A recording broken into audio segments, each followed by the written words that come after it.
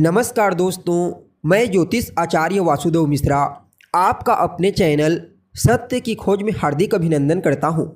दोस्तों, आज का यह ज्योतिष का कार्यक्रम आप लोगों के लिए यानी कि वृश्चिक राशि वालों के लिए बेहद ही ज़्यादा खास और विशेष कार्यक्रम साबित होगा।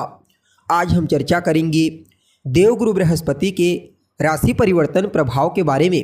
जी हाँ, देवगुरु बृहस्पति बीते 1 मई 2024 की दोपहर 1:47 पर अपनी वर्तमान मित्र राशि अग्नि तत्वीय राशि मेष राशि को छोड़कर अपने शत्रु की साधारण भूमि तत्वीय राशि वृषभ राशि में प्रवेश कर चुके हैं, जहां कि वो 14 मई 2025 तक रहेंगे और इसके पश्चात मिथुन राशि में प्रवेश कर जाएंगे।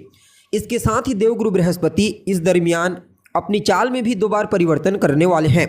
जी हाँ, आने वाले 9 अक्टूबर 2024 को इसी वृषभ राशि में गोचर करते हुए मार्गी से वक्री होंगे।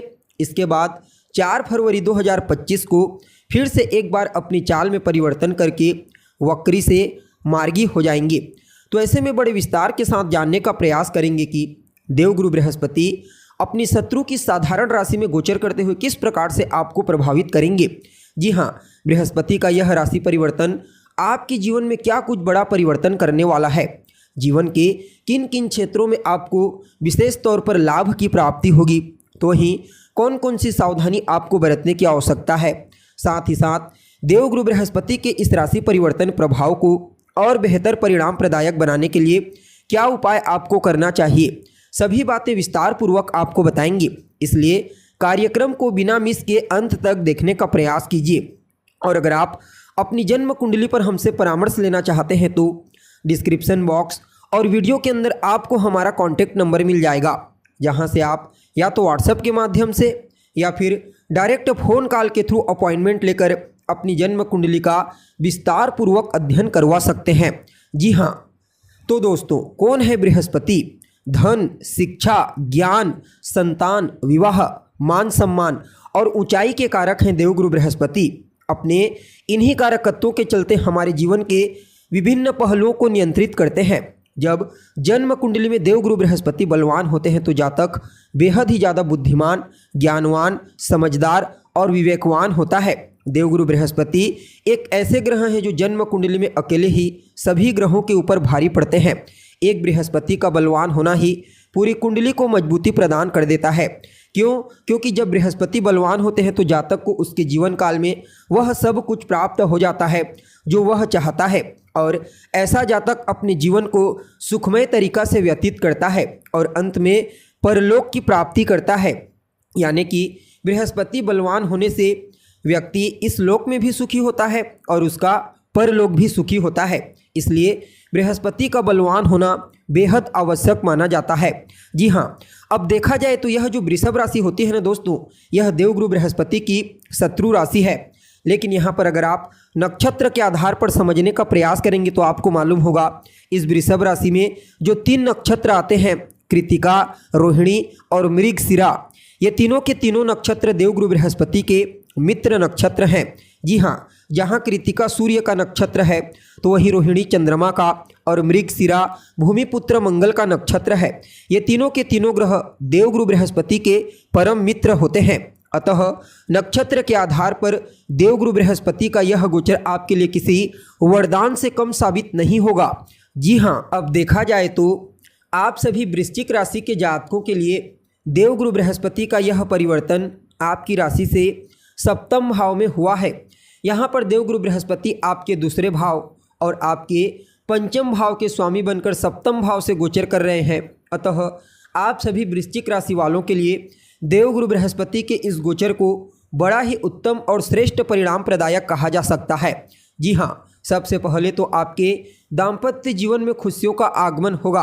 आपकी मैरिड लाइफ मजबूत होने वाली है। जीवन साथी के साथ आपके तालमेल बेहतर होंगे। जीवन साथी का सहयोग आपको इस गोचर काल के दरमियान पूर्ण रूप से प्राप्त होने वाला है। आप अपने जीवन साथी के साथ मिलकर किसी नए कार्य की शुरुआत कर सकते हैं, या फिर पहले से ही अगर आप अपने लाइफ पार्टनर के साथ मिलकर कोई कार्य करते आ रहे हैं तो वहाँ पर भी आपको इस गोचर काल के दरमियान अवश्य ही जबरदस्त सफलता की प्राप्ति आपको देखने को मिलेगी।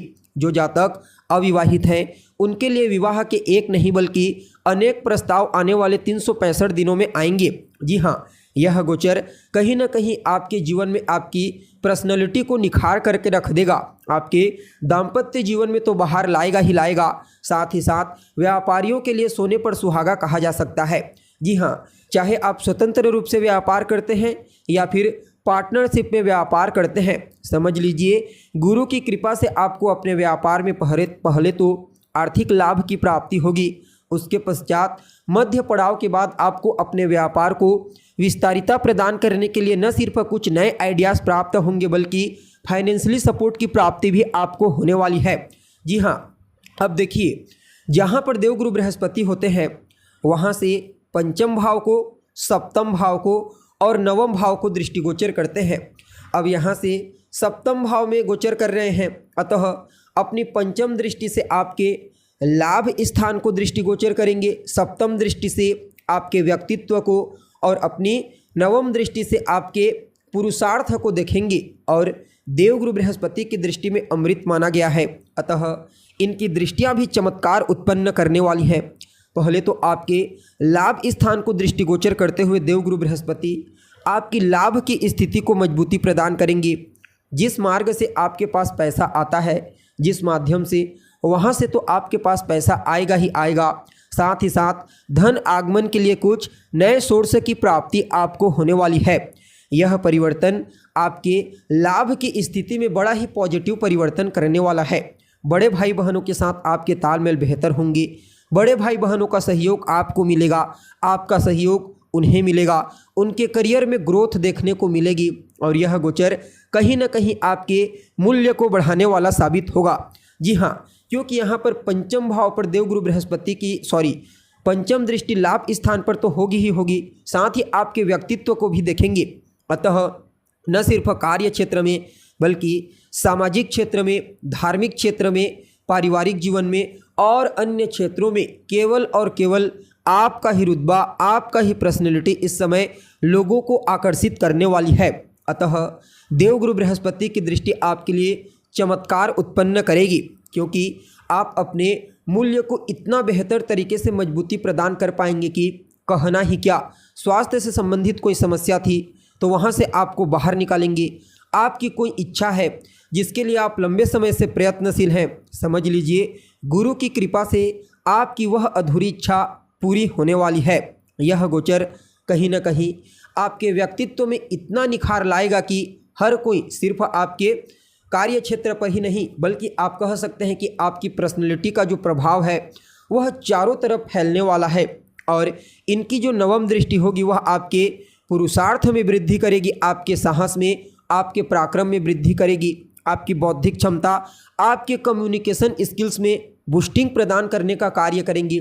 जो जातक मीडिया के क्षेत्र में कार्य करते हैं, बैंकिंग सेक्टर में कार्य करते हैं, मैनेजमेंट के फील्ड में कार्य करते हैं या फिर सिनेमा जगत में लेखन कला का कार्य करते हैं, समझ लीजिए उनके लिए गुरु की नवम दृष्टि अमृत के समान कार्य करेगी।